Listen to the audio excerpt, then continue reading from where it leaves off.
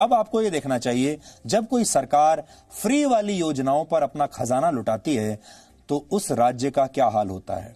आज ये खबर हम इसलिए कर रहे हैं क्योंकि हमारे देश की राजधानी दिल्ली में कोरोना वायरस से संक्रमित लोगों की संख्या 71,000 से ज्यादा हो चुकी है और इस मामले में दिल्ली ने अब मुंबई को भी पीछे छोड़ दिया है। दिल्ली से पहले मुंबई में कोरोना के सबसे ज्यादा मरीज थे, लेकिन अब दिल्ली इस मामले में देश का नंबर 1 शहर बन गई है। ये वो रेस है जिसे कोई जीतना नहीं चाहता, लेकिन दिल्ली ये रेस जीत गई। अकेले मंगलवार और बुधवार को ही दिल्ली में कोरोना वायरस के करीब 8,000 नए मामले सामने आए हैं। दिल्ली इस मामले में स्वीडन, बेल्जियम, इजिप्ट और यूएई समेत 8 देशों को पीछे छोड़ चुकी है। अकेले दिल्ली शहर, दिल्ली में प्रति 10 लाख लोगों पर करीब 22,000 टेस्ट हो रहे हैं और दिल्ली में पॉजिटिविटी रेट अब भी लगभग 24% है। यानी अगर दिल्ली में 100 लोगों के टेस्ट होते हैं, प्रति 100 लोगों के टेस्ट पर उसमें से 24 लोग पॉजिटिव पाए जा रहे हैं। हर 100 में से 24 लोग पॉजिटिव हैं। दिल्ली में इस वायरस से करीब 2,500 लोगों की मौत हो चुकी है। यह भी बड़ा आंकड़ा माना जाएगा। हालांकि मौत के मामले में अभी भी मुंबई दिल्ली से आगे है। विशेषज्ञ मानते हैं कि अभी दिल्ली में इस वायरस का पीक आने में और समय लगेगा, यानी स्थिति और खराब होगी। और खुद दिल्ली सरकार का आकलन है कि 31 जुलाई तक दिल्ली में संक्रमित लोगों की संख्या 5.5 लाख से ज्यादा हो सकती है। दिल्ली देश की राजधानी है, छोटा मोटा शहर नहीं है। यहां देश के प्रधानमंत्री रहते हैं, भारत सरकार के तमाम मंत्री रहते हैं, संसद भवन भी यहीं पर है, तमाम सांसद यहां रहते हैं, सुप्रीम कोर्ट के जज और चीफ जस्टिस ऑफ इंडिया, तीनों सेनाओं के प्रमुख भी इसी शहर में रहते हैं। फिर भी दिल्ली देश ही नहीं, पूरी दुनिया में कोरोना वायरस का हॉटस्पॉट बनने के बहुत करीब पहुंच गई है और अब ऐसा लगता है कि दिल्ली न्यूयॉर्क को भी पीछे छोड़ देगी। लेकिन क्या आपने कभी सोचा है कि इस समस्या की जड़ क्या है? दिल्ली के साथ ऐसा क्या हुआ?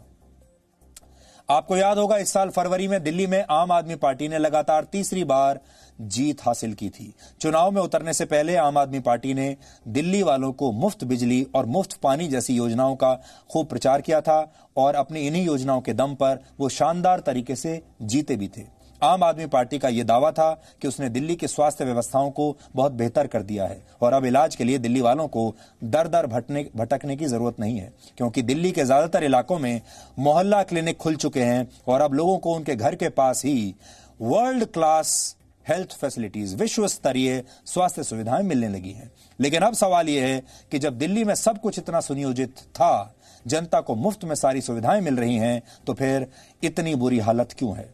इस साल दिल्ली सरकार का स्वास्थ्य बजट 7,000 करोड़ रुपए से ज्यादा का है, लेकिन इसके बावजूद दिल्ली में लोग इलाज के लिए अब भी दर दर भटक रहे हैं। आपको सोचना चाहिए कि आखिर ऐसा क्यों हुआ। दिल्ली में स्थिति यह है कि जब खुद दिल्ली सरकार के स्वास्थ्य मंत्री सत्येंद्र जैन कोरोना से संक्रमित होते हैं तो उन्हें हालत बिगड़ने पर सरकारी अस्पताल से प्राइवेट अस्पताल में शिफ्ट करना पड़ता है। यानी दिल्ली का जो स्वास्थ्य मंत्री है वो खुद सरकारी अस्पताल छोड़कर प्राइवेट अस्पताल में इलाज करवा रहा है। अब आप खुद सोचिए, जिस राज्य के स्वास्थ्य मंत्री का इलाज सरकारी अस्पताल में ठीक से ना हो पाए, उस राज्य की जनता भला कैसे सरकारी अस्पतालों में अच्छे इलाज की उम्मीद कर सकती है? लेकिन जनता को तो मुफ्त की योजनाओं की आदत डाल दी गई थी। अब जनता जब अच्छा इलाज खोजने के लिए बाहर जा रही है तो सरकारी अस्पतालों में इलाज नहीं हो रहा और प्राइवेट अस्पतालों में लाखों रुपए लिए जा रहे हैं। लेकिन दिल्ली की जनता को तो कहा गया था कि सब कुछ मुफ्त है। अब वो पैसा कैसे देगी? अब इतनी लाखों का जो बिल आ रहा है प्राइवेट अस्पताल में, वो दिल्ली की जनता कैसे देगी? क्योंकि उन्होंने तो केजरीवाल को इसलिए चुना था कि किसी चीज का कोई पैसा देना ही नहीं पड़ेगा। अब पैसा क्यों दें? दिल्ली देश का सबसे संभ्रांत और पैसे वाला और पढ़ा लिखा राज्य है। नेशनल सैंपल सर्वे के मुताबिक दिल्ली की कुल संपत्ति को अगर दिल्ली के ही सभी लोगों में बराबर बांट दिया जाए तो हर परिवार के पास औसतन 70,64,000 रुपए की संपत्ति होगी। कई बार तो लगता है कि दिल्ली के जो प्राइवेट अस्पताल हैं उन्होंने ये रिपोर्ट देख ली होगी, इसीलिए हर परिवार से, हर मरीज से 10-10, 15-15 लाख रुपए वसूल रहे हैं। इनकम टैक्स चुकाने के मामले में दिल्ली मुंबई के बाद पूरे देश में दूसरे नंबर पर है। पढ़ाई लिखाई और शिक्षा के क्षेत्र में भी दिल्ली की स्थिति बाकी देश से बहुत बेहतर है। दिल्ली में रहने वाले करीब 97% लोग साक्षर हैं। इसके बावजूद दिल्ली में लोग मुफ्त सुविधाओं के नाम पर वोट डालते हैं क्योंकि उन्हें सब मुफ्त में चाहिए। और इन सब का नतीजा यह होता है कि जब दिल्ली पर ऐसी आपदा आती है तो दिल्ली की तैयारियों की पोल खुल जाती है। फ्री वाली पॉलिटिक्स के जाल में फंसने वाले लोग आज इस बात पर लाखों रुपए खर्च करने के लिए तैयार हैं कि उन्हें किसी तरह से एक हॉस्पिटल बेड मिल जाए। दिल्ली के लोग तैयार हैं कि आप हमसे लाखों रुपए ले लीजिए, बस एक बेड दिलवा दीजिए, वो भी नहीं मिलने को तैयार। दिल्ली में इस समय दिल्ली सरकार के तहत चलने वाले 37 अस्पताल हैं, 37, जबकि केंद्र सरकार के अधीन आने वाले अस्पतालों की संख्या 7 है। दिल्ली में प्राइवेट और नगर निगम के तहत चलने वाले अस्पतालों की संख्या 117 है, लेकिन इसके बावजूद दिल्ली के लोगों को इन अस्पतालों में जाकर अपना इलाज करवाने में बहुत समस्याएं आ रही हैं। दिल्ली की आबादी करीब 2 करोड़ है, जबकि दिल्ली के पड़ोसी राज्य उत्तर प्रदेश की आबादी 23 करोड़ है। अब आप तुलना कीजिए, दिल्ली की आबादी 2 करोड़ और उत्तर प्रदेश की आबादी 23 करोड़, पाकिस्तान के बराबर। उत्तर प्रदेश अगर एक अलग देश होता तो वो आबादी के मामले में चीन, भारत और अमेरिका और इंडोनेशिया के बाद पूरी दुनिया में 5वें नंबर पर होता। लेकिन 2 करोड़ आबादी वाली दिल्ली में कोरोना वायरस के 70,000 से ज्यादा केस हैं, जबकि 23 करोड़ की आबादी वाले उत्तर प्रदेश में कोविड-19 के मरीजों की संख्या 20,000 के आसपास है। दिल्ली सरकार अपने कुल बजट का करीब 10.5% स्वास्थ्य पर खर्च करती है, जबकि उत्तर प्रदेश सरकार अपने कुल बजट का 16% स्वास्थ्य पर खर्च करती है। यह प्रतिशत का अंतर ऐसी आपदा के समय समझ में आता है और ऐसी आपदा के समय इसका महत्व पता चलता है।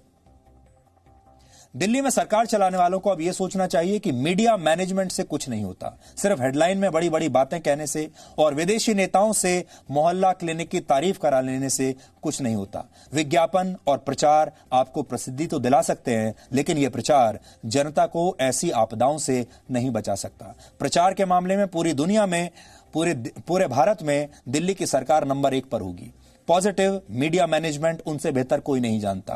अच्छी हेडलाइन, पॉजिटिव कवरेज उनसे बेहतर कोई नहीं करा सकता। हर दिन अखबार में आपको मुख्यमंत्री की तस्वीर मिलेगी, बिल्कुल सही बात है, लेकिन उसका कोविड-19 पर कोई फर्क नहीं पड़ेगा, वहां आपको कोई रियायत नहीं मिलेगी। कुल मिलाकर कोविड-19 ने हमारे देश की राजनीति को हमेशा के लिए बदल दिया है और यह सबक है देश के तमाम मुख्यमंत्रियों के लिए, तमाम नेताओं के लिए। अब स्वास्थ्य राजनीति में सबसे ऊपर आ जाएगा, सबसे बड़ा मुद्दा स्वास्थ्य बन जाएगा। यहां तक कि आपके घर के बजट में भी आप स्वास्थ्य का हिस्सा, हेल्थ का हिस्सा सबसे बड़ा कर देंगे। अब आपका स्वास्थ्य ही आपका नया पासपोर्ट है। स्वास्थ्य के आधार पर ही आपको अगली नौकरी मिलेगी और स्वास्थ्य सेवाओं के आधार पर ही नेताओं को वोट मिलेंगे। राजनीतिक दलों को अब ऐसे विकासशील घोषणा पत्र बनाने पड़ेंगे जिनमें स्वास्थ्य और शिक्षा जैसी बातें ऊपर आ जाएंगी। जाति, धर्म और आरक्षण जैसी चीजें बहुत पीछे रह जाएंगी और हो सकता है आने वाले दिनों में बहुत सारे अलग अलग देश के हिस्सों में जो नेता आपसे ये कहते थे कि 2 रुपए किलो चावल ले लो, मुफ्त में राशन ले लो, मुफ्त में खाना ले लो, मुफ्त में बस की, ट्रेन की सवारी ले लो, मुफ्त में बिजली पानी ले लो, वो शायद अब दोबारा से पुनर्विचार करें, क्योंकि मुफ्त में जो चीज मिलती है उसमें आप क्वालिटी का एश्योरेंस कभी भी मांग नहीं सकते, क्योंकि मुफ्त की चीज मुफ्त की ही होती है। Presenting B News app, available on Google Play and App Store. Download it now.